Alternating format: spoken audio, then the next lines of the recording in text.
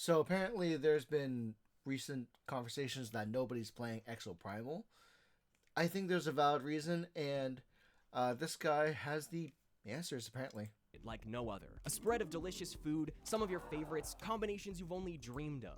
But when you go back for seconds, it starts to taste a bit weird. You power through because you're hungry and everything looks delicious. But then you realize some of the ingredients aren't even cooked. On a completely unrelated note, have you heard of Exoprimal? Yep. As much as top hits like Fortnite or Genshin Impact might make the live service industry seem As you guys are already aware, when I played, it was really hard to match with actual live players, and I mostly, paired up with bots. I needed to play a lot of campaign in order to get to the, other features, like other mechs, and a lot of things were locked behind content that was main. A lot of content that I could play was locked behind play the main campaign to then unlock these. So it's like it's really cash rough. cow to any aspiring corporation, quite a few steps come after the already expensive and time-consuming make the game part of development. Once it's live, you gotta pay for monthly server costs, minor balance changes, major updates and new seasons, collaborations, cosmetics, multi-console support, writers and artists for new events, repeated marketing, and like a million other things. And to pay for them all, you need a lot of players to buy the full-priced game and or start maxing out mom's credit card for microtransactions. The game There was also a lot of needs to be incredibly microtransactions too. replayable. Basically, shit ain't easy, and there's a reason why a lot of these games go under the radar or wind up in an all too early grave, despite the creativity and joy they can often bring to their dedicated player bases. The last time I made a video on a weird game that tried something new, it was about Rumbleverse, which got canned before I could even finish the script. I had to change like 10 Because Rumbleverse was really a fun idea of being a luchador, in a battle royale fashion, but the fact that it didn't catch on, kind of made it a point that people enjoyed the shooter aspect of battle royale versus the physical. There is a Naraku, the martial arts battle royale, and then there's Warherd that's doing well. But for some reason, the cartoon aspects of Rumble wasn't doing too good. Pages of writing from present to past tense. But while my opinions on why Rumbleverse died concerned aesthetic and gameplay features that felt essential to the overall experience, Exoprimal is a bit more complicated. Sure, the game Yeah, because the aesthetics of Rumble was really rough because it's very cartoony, but this almost had everything you would have wanted. You are wearing your own Iron Man mech, you're having guns, you're fighting tons of dinosaurs. People like dinosaurs, but I think the whole thing about AI going rampant might have been a sour taste, maybe. game's not dead by a long shot, and Capcom has plenty of resources to give it a fighting chance, but chances are you haven't really heard much about it. I do wish I had the time to play it because I really like the Monster Hunter collaboration, but the problem is there's a lot of games released at the same time that overlaps Exoprimal. I mean, in a year of huge release after huge release, no one would blame you for missing the wonky PvEVP Dinosaur game. After releasing in July of 2023 to very mixed reviews, Exoprimal didn't exactly find major traction or manage to make a name for itself in this massively oversaturated space. Live service or not, a middling Metacritic score of 67 and a harsh user score of 4 doesn't exactly inspire confidence. While I usually talk about single player and indie games on this channel, I have an obsessive love for multiplayer. I've spent more time playing Fortnite with my friends in the past few months than I have playing those life-changing experiences I like to prattle on about. And I'll play the shittiest game imaginable if it has co-op. So anyway, a few months ago, a couple friends and I decided to check out this weird dinosaur game we had all kind of maybe heard about. And now here I am, talking about it. There's a lot I really like about Exoprimal, including several features that feel incredibly unique to the online multiplayer space, but it also comes with a laundry list of awkward design choices that I think really hurt its chances of a successful launch. Because I really want to use that character so much, but again, I have to repeat this again. If you want to make a game that's really accessible to everybody, the problem comes from its accessibility, and a lot of it's blocked by story content.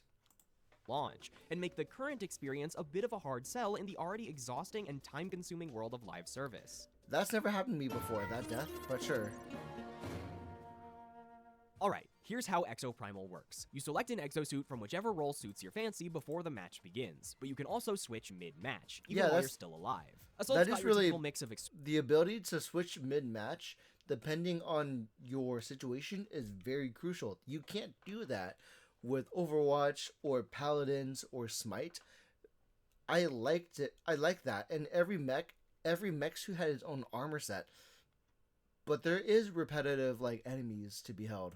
explosives, rifles, melee, and snipers. As for tanks, Murasame is more aggressive and can counterattacks, while Krieger and Roadblock use shields. The three healers also play very differently. Skywave can float in midair and launch black holes, Witch Doctor can place group heals while stunning hordes of dinosaurs, and Nimbus can swap between damage and healing on its primary weapon. While the cast of 10 exosuits might seem a bit small, Exoprimal opts for variants to expand the roster. Currently, there are alpha variants of each exosuit as separately unlockable characters, with minor changes like turning Roadblock's holdable shield into one you can place down, or trading out Nimbus's pistols for shotguns. Once I you would queue like up to and use enter a match, shotguns. you're met by your best buddy Leviathan, an insane AI hell-bent on forcing you into combat tests against hordes of dinosaurs. See, the problem with the AI angle, I think, is because people are tired of like we've already seen aspects of it in Terminator, and I think people are just bored of the concept of that versus people are into celestial beings like just invading versus technology that randomly rips time apart for its own enjoyment. Exo fighters, welcome to the war game. I am the Advanced Artificial Intelligence Leviathan. 2 teams of 5 then start the match in a PvE. I was able to get the Street Fighter costume. It was really nice. I loved it. The worst thing about it was that they locked behind Chun-Li's with microtransactions and or story content. Story content blocked me from getting the chance to use the suit that had the sniper that gave access to the costume of Chun-Li, and that's going to be the same problem when it came to what was it? The Monster Hunter collaboration. Again, it gave you a basic suit, but it also blocked you from other suits that you wanted because of the costume. Dinosaur Cull, a set of mini-missions where you have to kill a specified number of dinosaurs as they spawn in waves. The goal of this section is to beat the enemy team to the second part of the match, which is either another PvE race or a PvP objective like payload or capture point, where there are also dinosaurs, of course. During the second section of a match, one player on each team can also summon a Dominator to attack. The only problem with the Dominator is like it's really cool. You go in as a Juggernaut to disrupt the other team. It's only one type of dinosaur every time, but of course, I might have wanted to try out and see what a Brachiosaurus would do or a Triceratops would do, but it's just a T-Rex every single time, and it's not really fun to play that when you have bots to fight against. Attack the enemy team as a big dinosaur. I like playing as the big dinosaur. But that's It's about really it. fun. Not a lot of variety. Couple maps, couple variations of dino spawns. You know, I could kind of see why so many reviews said it was shallow. But, guess I'll play it for a few more hours, just to be sure. Wait, what the fuck just happened? That was awesome. Yeah, it was a really fun game, really fun concept. It's just you had to do a lot of multiplayer maps and a lot of like PvE maps, PvP maps to progress the game. It's a lot of the story content was locked behind certain contents, but that made sense to me. Like it shouldn't have had to. Alright, so here's the big twist. The big, cool yet questionable design decision of Exoprimal. You unlock more of the game as you play and progress the story. For PvP, this is kinda unheard of, and trying to create a single-player progression in this space is an incredibly bold move. Yeah, it's my best example is the downfall of Final Fantasy Dissidia NT, where a lot of the story content was blocked behind PvP. What they should have done is what they should have done with Square Enix is do what Exoprimal did. Make it related to the story versus the story being blocked behind PvP content that required you to do those battles to get keys to get to the story, which in turn it was so far removed from the original Dissidia and Dissidia Duodecim that people like just dropped it. It became free to play almost like a month after release. This one, Imagine playing Overwatch, but for your first 5 hours, you can only play Payload on 2 maps. And then imagine if the game literally didn't tell you how many game modes or maps there were. It's easy to assume that There was a lot of payload to be played during that game, I'll be honest. During both, all 3 streams, it was a lot of just payloads, if not just surviving hordes of enemies. Exoprimal's start is all it is, since that's basically how every other multiplayer game operates. This unique progression system really sets the game apart from other live service titles, but its lack of clarity is a huge drawback for new players. While your first matches will be primarily payload or PvE dinosaur culls, more modes and features get added as you progress. You'll start out killing regular raptors and carnotauruses, but later you'll fight off thousands of them World War Z style as they pour out of black holes, or fight— I would have loved to have the occasional World War Z kind of style of surviving dinosaurs, but that was so many progressions into the story that required PvP connection. Otherwise, I would have loved it if they allowed me to do that without the requirement of the internet, because if I disconnected, I could not have progressed any story. Mutated dinosaurs like snipers and stealth neosaurs. Eventually, you even unlock special 10-man raids, putting the 2 teams together in a special combat arena to fight insane waves of dinosaurs and MMO-esque bosses, which is insanely cool, but it takes a bit to really start showing its hand. Plus, the game doesn't reveal any of this to you at first. If you don't stick with Exoprimal for over 5 hours or so, it seems like an incredibly shallow and repetitive experience. Nowhere in the game does it tell you that more modes will be unlocked with story progression. All you can see from the home screen is how close you are to the next cutscene. The other interesting aspect of this design— Yeah, like the progression bar for you to like say, hey, you're this close to the next cutscene and to the next unlock of your game, wasn't very not good. It was not good because I never got to that point because, again, connections required online joining of the missions.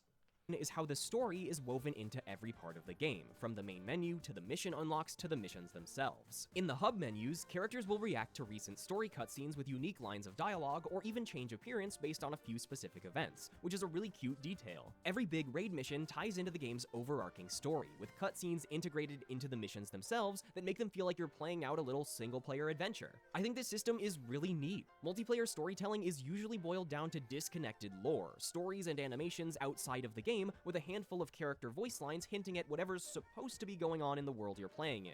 But Exoprimal looked at its hand, saw the 7 and the 2, and said, fuck it, we're going all in. It's campy and goofy and over the top, but for a game about time travel and dinosaurs, it works. If there's one aspect of this game that I don't have a critique for, it's Leviathan. Effective battle noted. Well done. You really put the I in strivificationality. Announcers are often the unsung heroes of multiplayer games, especially when their voice lines are heard much more frequently than any other characters. The most memorable announcers don't just relay important information, they can exert their own personalities and help flesh out a game's aesthetic. Skip Legerday in Rumbleverse is my favorite example of this, but I gotta say, Exoprimal's deranged AI meets cheesy corporate spokesperson definitely deserves more attention. On Bikitoa, we're heading Bikitua, brighter tomorrow. He's got pun-filled compliments for your performance in previous matches, lore tidbits and gameplay advice to drop while you're running around each map, and plenty of encouraging lines for all Exo fighters. He was my best support, and he was right. Like, every time I heard the supporting cast, they were very D-list movie kind of lines.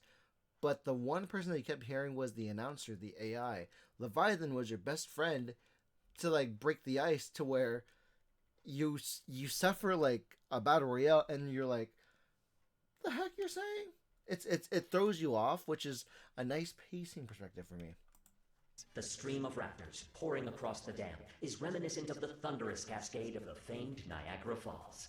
Fun fact, there is no escaping the dinosaur tide. Mark Whitten and the writers knocked it out of the park here, as this snarky character really serves as the glue that brings this whole bizarre gameplay story mixed together. However, the experience definitely isn't flawless. If you're playing with friends, mission complexity is locked to the player with the lowest progression, since it wouldn't make sense to bring people in. I never knew that.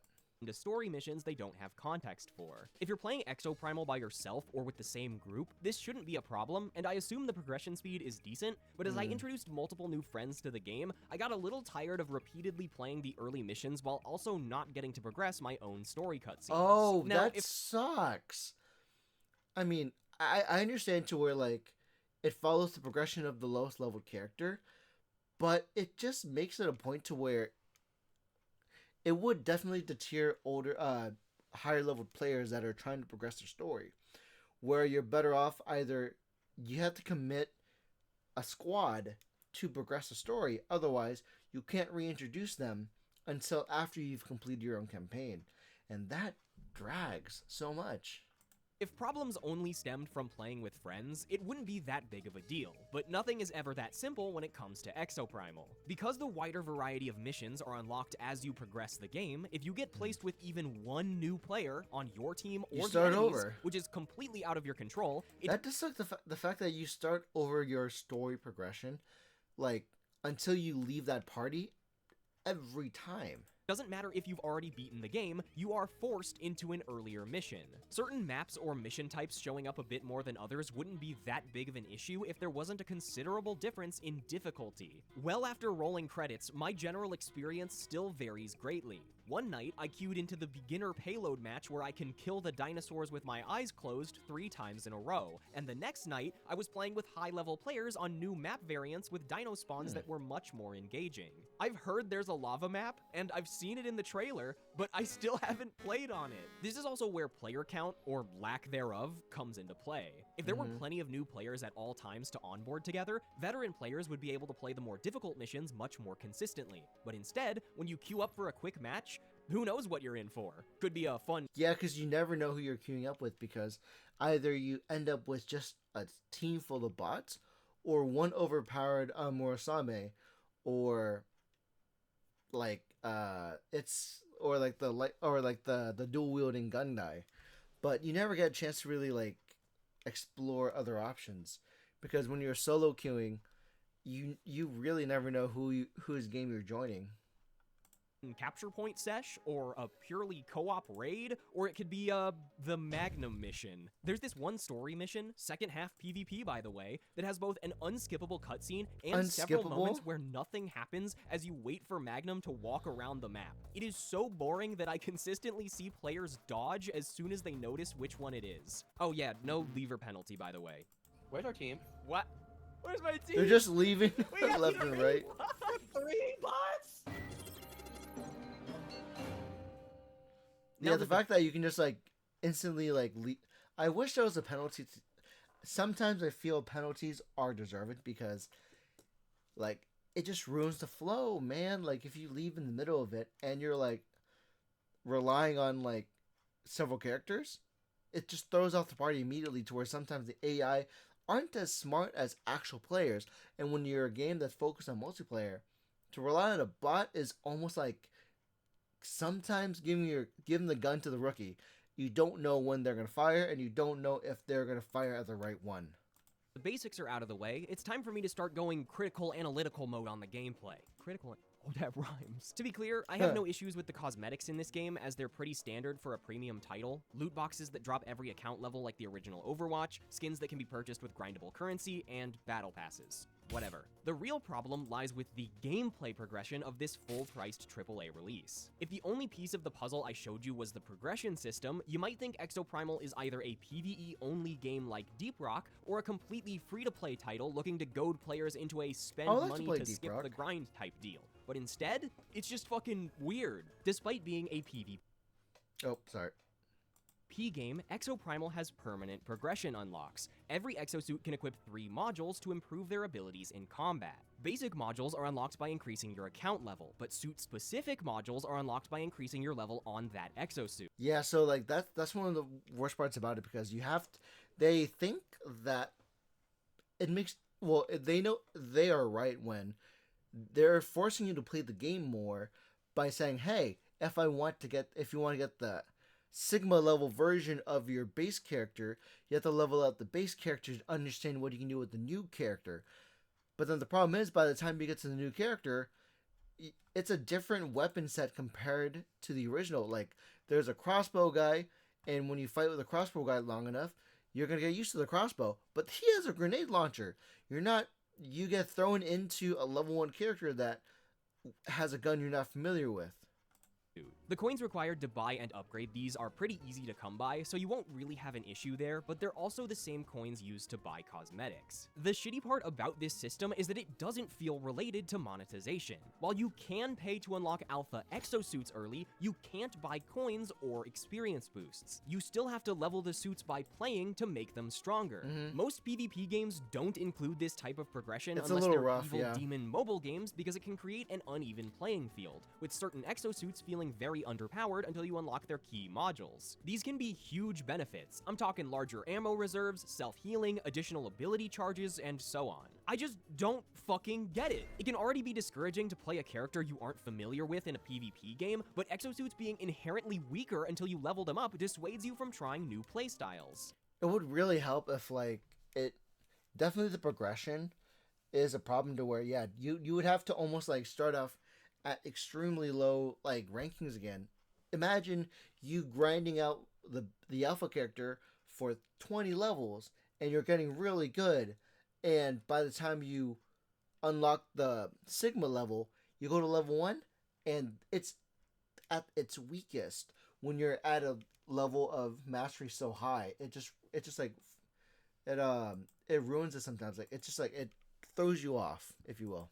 And this is only worsened by the fact that player level, exosuit level, and battle pass XP are heavily impacted by both how you perform as an individual and the outcome of the overall match, with a win netting you a 50% experience 1.5 bonus. It's if not like you it do takes it. an eternity to get the key unlocks you need for an exosuit. It probably takes a few hours. It but drags- that really but adds it's up across the hours, cast though. and just feels bad. But the fact that it takes you hours versus just like minutes, because if I were to use Nimbus, that'd be great.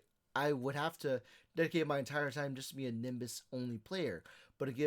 But the fact that it gives me another variant of my character, I want to use the other guy. And if I have to be thrown back to level 1 again, that just throws off my groove, dude. And speaking of the exosuits themselves, you can't even view their abilities from the main menu. No, you can't. Why? Why can you literally only learn what your new character's moves are when you hold down a button during the match? I want to love this game so bad. I really do. When a black It does throw you off that like you can't before it's by removing the choice to know what movesets your suit has prior to buying it, prior to suiting up, that ruins the choice. To where if you know that that cool character you've unlocked finally does not fit with the current mission prior to joining the mission, that takes time away from the mission by you just transforming mid-mission. black hole opens up in the sky and thousands of raptors pour out of it, I'm like, holy shit, this is the coolest thing ever! Incorporating a consistent threat for both teams can create really unique gameplay situations, like needing to divide your effort between defending from hordes while pushing up against enemy players, but full PvP matches feel like an afterthought. In general, while Exoprimal attempts to blend a lot of ideas, it's not like there's inherently too much. It's more of a failure in execution, with the PvE being the weakest section of the game. One of the main missions in PvE is named Dinosaur Survival, but it's almost never difficult enough to be exciting or engaging, and mindless brain-off gameplay isn't really what players are looking to get out of a PvP experience. You want to feel smart. If you want to be Ungus and Bungus, there are other games for that, but for a strategy game that is a 5-man team, sometimes 10-minute team for raids, you want to feel smart in your decisions when you queue up the suit that you like. Otherwise, you can be the basic suit all the time, and there's no strategy, there's no I used my brain moments. There are a small handful of interesting missions, like the Vortexer Sabotage, where you have to destroy a piece of machinery sitting on top of a small plane, floating over the edge of the map with a T-Rex on top of it, or when the game spawns so many dinosaurs in such a tiny area that it becomes less about the race and more about trying to fucking survive. But in that case, the 10-man raids and Savage Gauntlets feel more suited to cooperative survival. The game will throw crazy challenges and really cool set pieces at you, but sometimes they don't even happen because of the race against the other team. Here's a clip of me playing a variant of Area Defense for the first time, a mission type that is near impossible to make a comeback in thanks to the fact that it's based on time. We reach the final point, a black hole opens, and hundreds of pteranodons fly out into the sky. Holy shit, they're gonna swarm us, this is gonna be crazy. Just kidding, the enemy team just won the game, and the match is now over. We didn't even get to do the cool dinosaur fight. And that's the worst part, to where as much as the game allows you for variations like that with set pieces, if the like randomness throws you off from the objective, losing the game for you. This is the other main problem with pure PvE missions. Without getting to interact with enemy players and turn the tide of battle, winning feels pretty out of your control outside of the Dominator. I which never only got a one chance to player be a can T-Rex, use. If you fall behind, you Triceratops. basically just have to hope the Come enemy on. team fucks up or it's game over. And if that wasn't bad enough on its own, every time you are even a second behind the other team on a mission, your old pal Leviathan is there to kick another pile of dirt in your face. You are completing objectives slower You than are the enemy failed. team. But honestly, it's so fun to see a game actively dunk on its players that I would never hate him for it. The lack of depth or control during matches isn't completely remedied in PvP either. After clearing the boring dinosaur culls, you're greeted by mode designs and map layouts that just feel messy. You often don't get to interact with the enemy team until the final stretch of payload or the Yeah, oftentimes like like the only times I ever got a chance to interact with the other team was when I used the Dominator. Otherwise, I guess I can understand it where if you had the chance to interact with the other player, to the other team, that just makes it another Gundam Evolution. That makes it another Exoprimal, another Overwatch. But you want that sometimes. You want to like have a difficult situation where should I fight the other team or prioritize the mission and fight the dinosaurs? It doesn't give you that option. final phase of hammer delivery, which leads to a strong snowball effect. If you can get a few good kills or wipe the enemy team once, you basically win the match, especially because the PvP segment only lasts about 4 to 5 minutes. It's such a confusing decision, because on some levels, they're close to having a great game. When I'm coordinating an organized assault on a capture point or getting some sick kills in energy capture or payload, Exoprimal is a fun hero shooter, but these moments don't last long enough. I'm just now realizing that I've repeatedly said Exoprimal has payload instead of fully explaining it as payload race, which is an important distinction to make because it's not very good. If you want to push at the max speed, you need 3 people on the payload. Yeah, that makes sense though, because it's not a payload game like it is in Overwatch. In Overwatch, there's only one payload, and either you're protecting the town from the bomb, or you're pushing the bomb to the town. And in this game, it's whoever can push their box to the finish line first. And when you're a Dominator, you can stall them from pushing their box.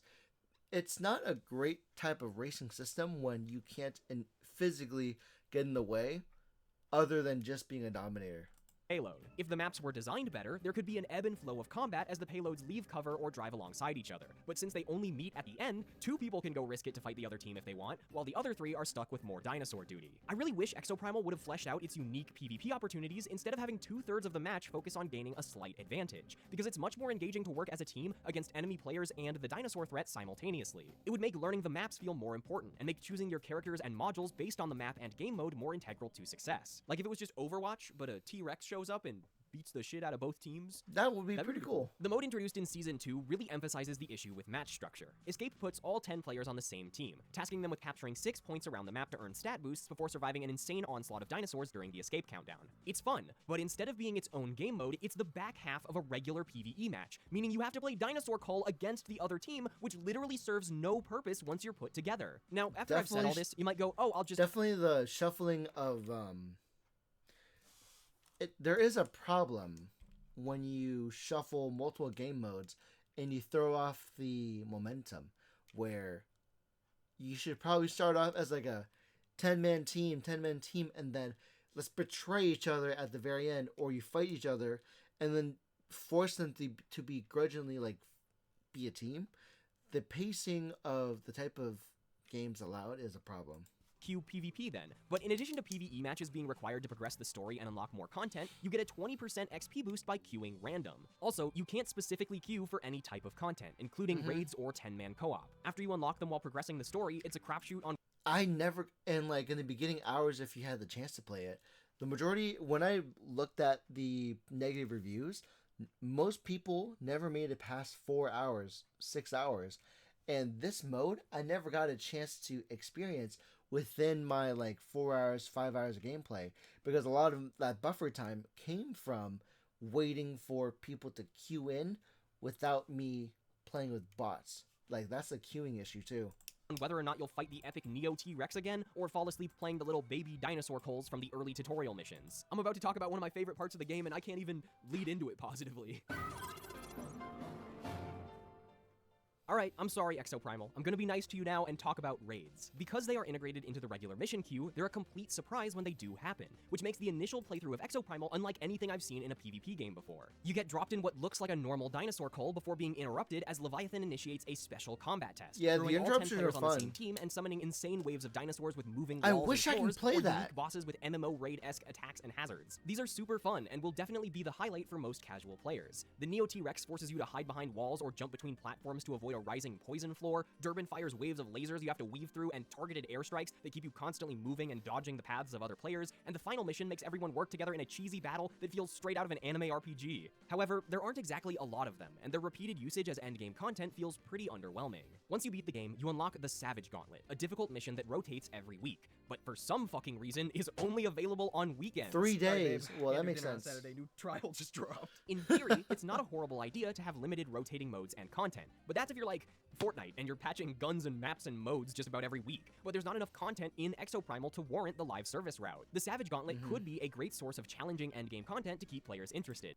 And that definitely, like, by not making it available on a weekly basis, that makes it unavailable, and making the weekend as the barrier to access this content removes players. Because what if I want to have a date with my girlfriend? But no. Exoprimal is very important because they only release this only the weekends, and we can't have weekends anymore because Exoprimal. It With removes the leaderboards player. encouraging them to design specialized team comps and continue competing for the fastest times. But instead, it's just a random mission once every weekend that is either a slightly beefed up boss raid or more difficult PvE mission with PvP removed and a profile medal for landing in the top 50 or 20%. Basically, as you play through the main experience for 20-ish hours, Exoprimal is a beautiful onslaught of unique dinosaur raids and crazy set It is pieces so with some fun nibbles of too. Just like as I tried every suit, I really enjoyed my experience. I really enjoyed my time, but it was really inconsistent with what it provided. challenge and engaging PvP combat, and I have no real issue recommending that. But if you try to hop back in after rolling credits, you start to notice the cracks. This game doesn't have nearly as much nuance to positioning, learning maps, or mastering characters as most of its contemporaries, and if you want players to stay interested in a PvP game for extended periods of time, that is a big piece of the puzzle. And because the PvP is lacking, you turn to the raids, but again, there's not nearly enough customization, difficulty, or overall content for this to be a deep PvE experience when games like Destiny, Final Fantasy XIV, and Deep Rock Galactic already exist. Considering I probably won't revisit this game until it gets more content in the future, it didn't exactly hook me for the long run. I think Exoprimal is an interesting case study of sorts when it comes to the immediate distaste and negativity towards live service multiplayer, in part due to over a decade of greedy corporate decisions and an absolute flood of infinitely replayable games into the market. It's understandable that people weren't willing to find out what Exoprimal really is. I'm sure the average gamer was more than happy Because again, there was a lot of games like stacked on it. Like as soon as Exoprimal got released, great, cool. It's like Dino Crisis but better. But then at the same time, there were games that were stacked against it around its release time, so people were distracted. If you didn't have a Switch, if you did have a Switch at the time, you would have went straight to play Breath of the Wild, but I didn't. I only had access to Horizon, so that was like, it's a conflict of like access, and if people had more access to this game at launch and there was no other competing titles, it would have gotten more headway, I think. But the fact that like Overwatch existed, League existed, Paladins existed, that does the same thing, it will not get the traffic it needs to progress and change for better multiplayer.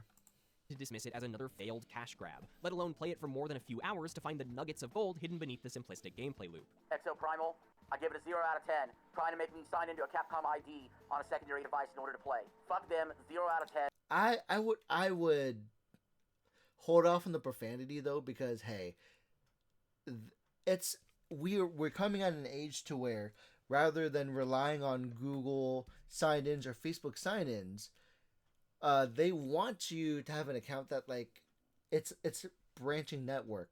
Like you get a BattleNet because Blizzard has multiple games under their umbrella. You have the Square Enix membership because you have other Square Enix games like Final Fantasy. And Capcom is just trying to build the same kind of empire that those companies have.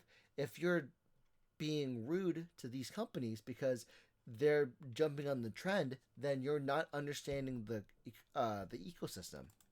just like Overwatch, Exoprimal's a piece of shit. So after all these complaints and critiques, you're probably thinking, so why did you dedicate an entire video to a mediocre live service game? And to that I say, good. That's a good question. It's a good game. It's a good game, but there's a lot of... It's kind of like saying, hey, this is a pretty good cheeseburger. I've had better, but I enjoyed it while I had it. It's like going to McDonald's and like, I know I can make my own cheeseburger. I know that Five Guys makes a better cheeseburger, but this is a good cheeseburger while I have it.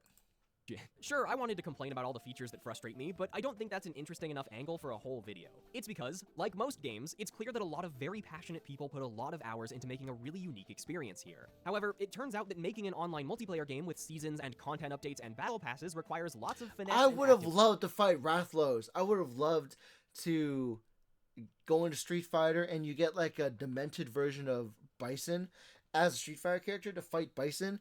I would have loved it. If the free weekend dropped during the Monster Hunter collaboration, I would have loved to fight a Rathlos, man. But no, it didn't fall in, it wasn't in my cards. Developers, and unless you've got a perfected gameplay loop and money to burn, it's a huge risk. A lot of people understandably didn't vibe with a subpar experience from Capcom, a company known for highly polished franchises like Resident Evil, Devil May Cry, Monster Hunter, and Street Fighter. To be clear, this isn't a Rumbleverse situation. I'm not looking to make you feel bad for not checking out Exoprimal with a million other amazing games already in your backlog, but there is just something about it, in its cheesy, self-indulgent, disappointing glory that lands me here at the end of an entire video, instead of one where I say that Mario Wonder was really fun or something. Which, I mean, it was. It's easy for me to frame Exoprimal as a game nobody played when it struggles to crest 100 concurrent players on Steam, but Capcom has reported an increase in players and profits thanks to its partnership with Game Pass, and I think the recent Street Fighter editions and upcoming Monster Hunter collab will help give it some needed publicity. However, while I do hope this game can eventually be remembered as a success, a T-Rex probably has a better chance at reaching for the live service spotlight. Because T-Rexes, they have like their arms are really small. That's a good joke. It's a dinosaur joke. You wouldn't get. At the end of the day, this game is gonna get shut down. But regardless of if that's in a few months or a few years, it will probably get shut down. Because like there's a lot of barriers. There's a lot of barriers of barriers of entry. There's a lot of barriers for entry when it comes to getting access. Because my problem was I never got a chance to see those like raids. You had to get. In order to get to the raid, you have to probably have spent 6 hours, 8 hours into the gameplay. And some people's attention spans, based on their backlog, is like 4, like 2. They decide within 2 hours if they want to continue with this progression and accept the losses, Exoprimal is interesting, but since it can only exist as a bizarre live service PvEvP experience, that means you have to play it now while it's happening before it's too late. And the reality of that situation is that most people won't experience it. There's far too many games demanding an infinite amount of our time and money to be able to catch a glimpse of these weird experiences before they disappear. Exoprimal may not be what a live service game needs to be, but do I need to sink 1,000 hours into a game for it to be worth checking out? No, nor do I really want to put that much time into every online game I pick up. Because like people have a limited amount of time.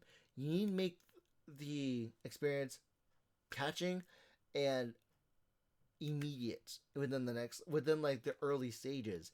It's the equivalent of the 3-episode challenge when it comes to most series, where if it's not good within that limited time, then don't commit, because you have 24 hours, and in that 24 hours, can you commit 18 hours or 6 hours to get to that point? I don't love it. I'm not ready to go die on a hill for it, and at $60 retail, it's a bit of a hard sell, but I like games that take risks and do weird shit, and that's why I'm talking about it. Every time 1,000 raptors poured out of a giant portal on the bridge and I stood there blocking them with a giant shield or mowing them down with explosives, every time I stood around with a bunch of other players doing glow stick dances before a raid, every time I cheered with my friends as we clutched out the end of a close PvP match, it was really fun. I don't know, man. You can turn into a tornado, and then the dinosaurs get sucked up that is in the so tornado. Cool. And then you're a dinosaur tornado. So if anyone ever asks why I played... Forget Sharknado, you get a Dino-nado. Exoprimal? I mean, have you heard the vocal theme? Like, holy shit! The music is pretty slaps.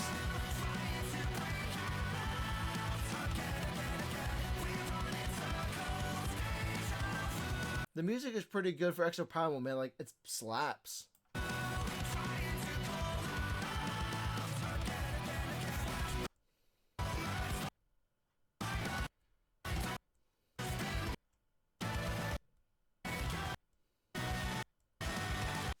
It is a really good game.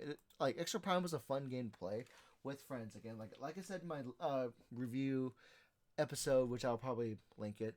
You need friends. If I don't link it, then I'm sorry, but you need friends to really like play this game to really experience it. But yeah, that I don't know how to pronounce your name, but that was uh Yakom. I subbed. You guys should sub too. It was really fun. But yeah, that's the video. What do you think about Extra Primal? Let me know down below. Yeah, that's it. Okay, bye bye.